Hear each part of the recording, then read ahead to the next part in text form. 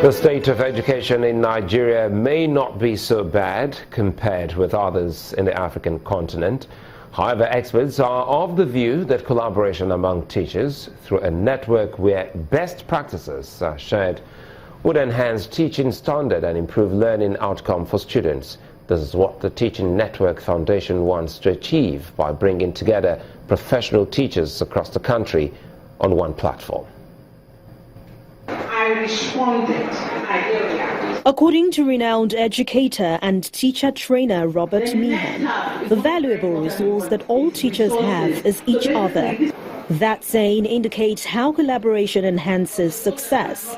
Setting up the Teacher Training Network, a non-profit foundation, came from the desire to support the self and professional development of teachers through networking and learning with teaching professional colleagues. Every school, they don't need to have a weak school. Every school can be a good school. Every teacher can be a good teacher, an outstanding teacher. And that's where we are. Teachers networking is adjudged to be successful in other parts of the world. But how workable is it in Nigeria? Of course, it will help Nigeria the more if government can see it as a viable option, as an important thing to do, because then we will even be reaching those who need it the most, who are in government schools. And by using the same platform, something similar, the same strategy, we were able to improve education standard in the whole of UK. By getting involved in the community of common interest, teachers are already positive about the benefits to their career and in the classroom. We can learn from one another because the most important person in education anyway are the kids, the children. They are the most important people in education, and we all need to work together to give them the best. It's a great idea having a forum like this where teachers from various schools come together to rub minds together, share ideas with one another, which I believe will help us on a very large platform. An idea shared is not lost. Instead, you enrich yourself by sharing that idea. You gain other perspectives. Besides the quarterly face-to-face interaction, the Teaching Network has an online platform that gives members access to current learning and teaching materials, links to global education resource sites, and the opportunity to participate in idea sharing.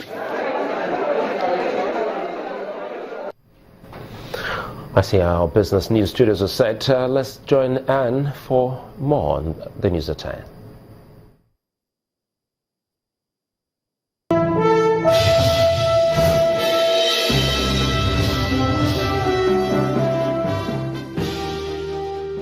Thanks a lot, Sulaiman. Welcome to Business News.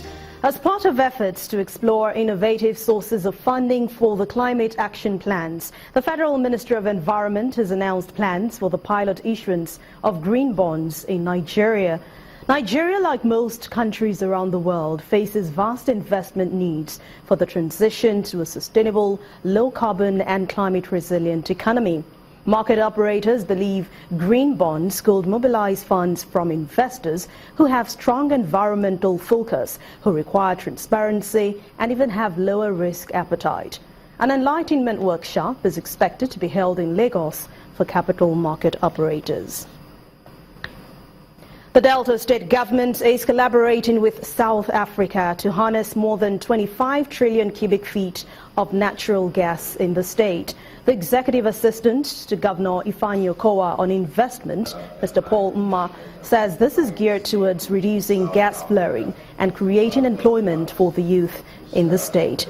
On his part, the South African High Commissioner, Mr. Louis Mguni, believes this partnership will be beneficial to both Nigeria and South Africa. This will be run by Nigerians themselves.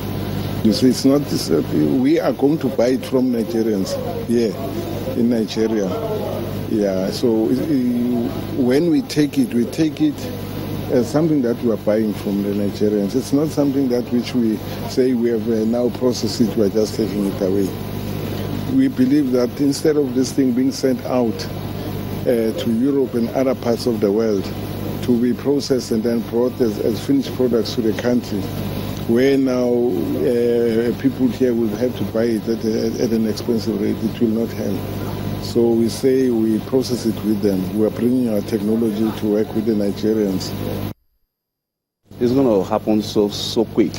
But, you know, it involves a lot of regulations, of which we have taken the commitment by the states to be able to provide all the enablement that's needed for it. Yeah, and the people they came, when the vessels they came with the government financial institutions as well. That shows you that the finances is there already available. So the enablement is already there. The governor has given us the support to it, and we are ready to go. Yields climbed further by 12 basis points to close at 16.33%. Trading started bullish and then remained bearish for most of the week, but rates expanded across the curve, with the short, intermediate and long ends expanding by 22 basis points, 8 basis points and 2 basis points each. The DMO will be offering 120 billion naira worth of bonds next week, as analysts expect the market to take a cue from the auction results and Thursday's release of August's inflation figures. The Nigerian equities market ended the week bearish, with the all-share index tumbling by almost 0.65% to end at 27,577.52. Market capitalization stood at 9.47 trillion naira. Total volume traded increased by 6.08% to 1.18 billion shares, valued at 10.3 billion naira, and traded in 16,522 deals. Market breadth was negative, with 24 gainers led by May and Baker against 37 losers led by Wema Bank. Banking stocks dominated market activities by volume and by value, with UBA, GT Bank and FBN Holdings collectively accounting for 37.53% of total volume traded during the week. The average interbank rate climbed by almost 237 basis points this week to close at 20.29%. The Central Bank of Nigeria conducted multiple OMO auctions totaling 246 billion naira, which nearly matched inflows of 293 billion naira from maturing OMO bills. Analysts expect rates to continue to tighten at the interbank money market, with no major inflows set to come in next week. And that rounds up business news for this week. Thanks a lot for watching. I'm Anne Nwawadu. Back to you. Mobile phone maker Huawei has launched its latest version of smartphone called the Huawei GR5 Mini. The product unveiling in Lagos. The management of the company says with a 5.2-inch FHD display, Huawei will continue to work on innovations that would satisfy their customers. Distributors, guests and friends of smartphone manufacturers Huawei are here awaiting the arrival of the company's new baby, Huawei GR5 Mini. The moment we've actually all been waiting for. First, the executives of Huawei take the guests through the company's policies, inspirations over the years and market shares in more than 170 countries, serving 1/3 of the world's population. When you are number one in China, you are number one in the world. And now, the unveiling of Huawei GR5 Mini. Please give a warm round of applause for the new GR5 Mini right in front of me tonight.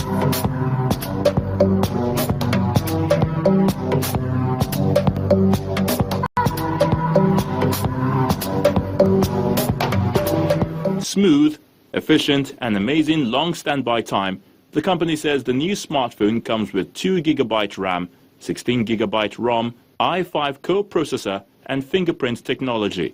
We are very fashion, and we deliver the key message, fashion technology to all the world. We want to enrich the people's life.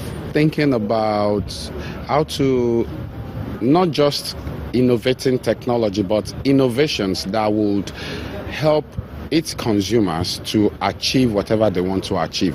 So like we always say in Huawei, make it possible. So we're trying to make it possible for our consumers to always get the best out of our products. Aligned with consumer passion and over 149,000 shops globally, Huawei says its projection is to be the world's #1 Android smartphone brand.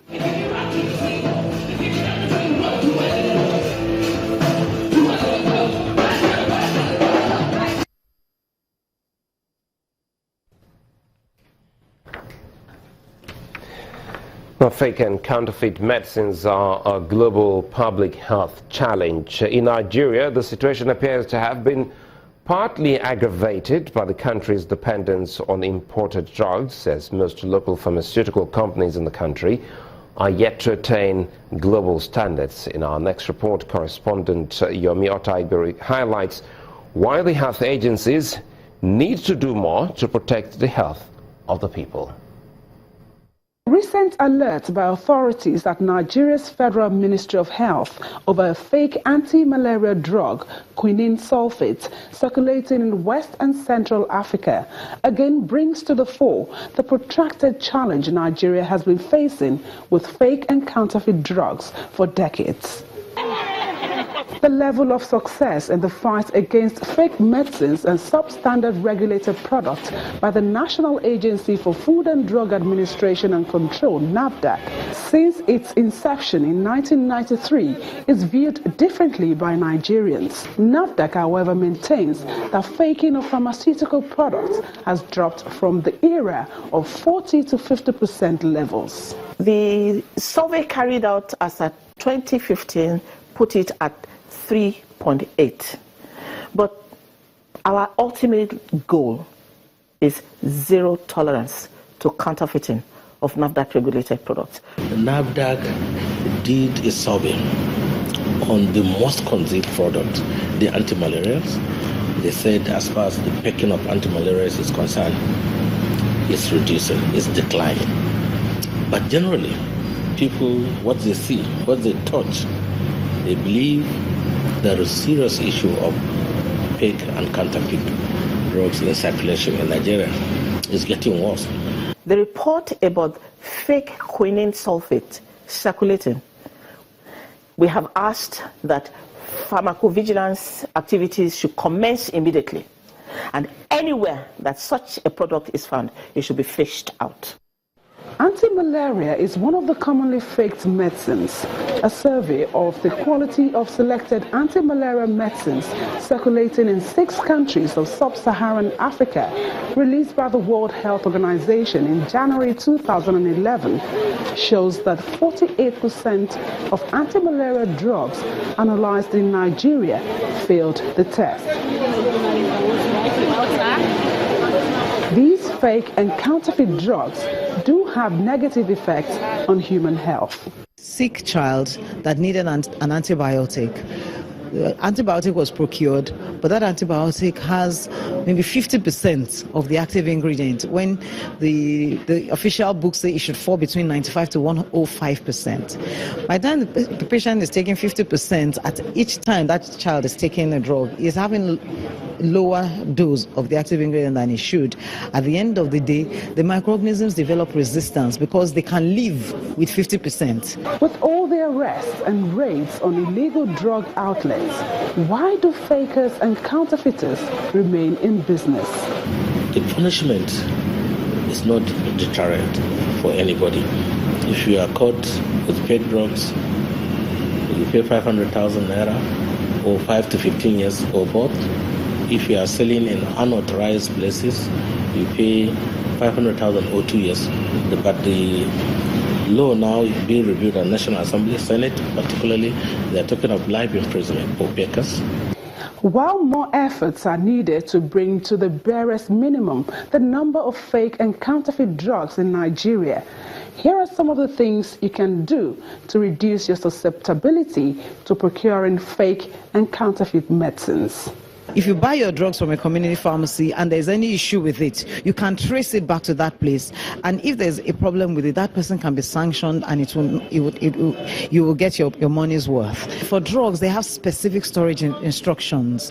When we deviate from these storage instructions, you find out that by the time you are taking those drugs, you're actually taking a poison.